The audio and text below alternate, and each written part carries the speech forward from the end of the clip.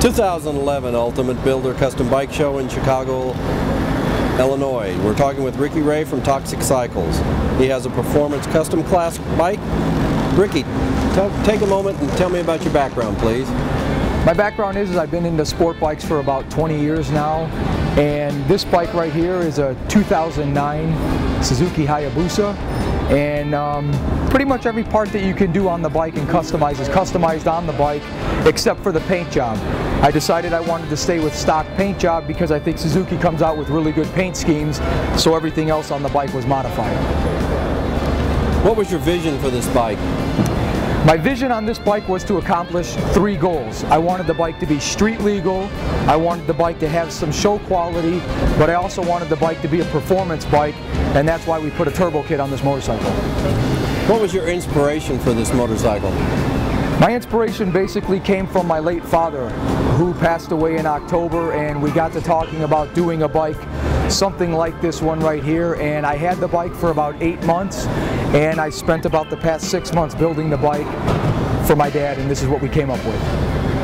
Let's talk about fabrication. Let's start from the front end of that. As far as fabrication on the bike, it has an Orient Express Stage 2 turbo system on it with an external wastegate, external blow-off valve. I've got RC PM Cartel wheels on the bike, wave rotors, everything from the bike, from the DME 6-inch swing arm to the 6-over tailpiece, to the levers, to the gauges, even the gas cap, everything is custom. I have custom fabricated rear sets, and I also have an LRC custom clear chrome clutch cover where you can see the lockup clutch for the turbo kit. Let's talk about the engine. What enhancements do we see? The engine actually has a set of turbo cut JE pistons. It has Carrillo rods. The bike has heavy duty springs, and it has titanium valves for the turbo. How much time and cost was associated with the engine? With the engine alone, including the turbo kit, there's probably about $12,000 into that, and probably about 2 months prep time and dyno time on the dyno machine with the turbo kit. What about the front end?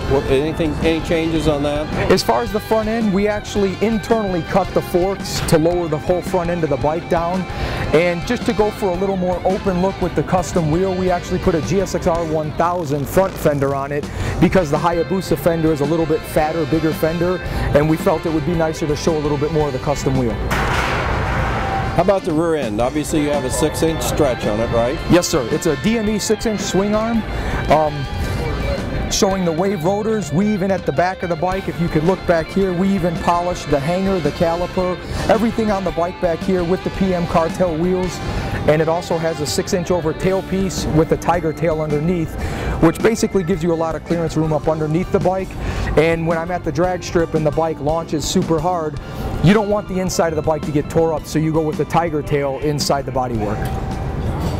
Now, that doesn't have a jack shaft on it, does it? No, sir. This is a chain drive, regular size. It's not a 240 kit or a big wide tire kit bike.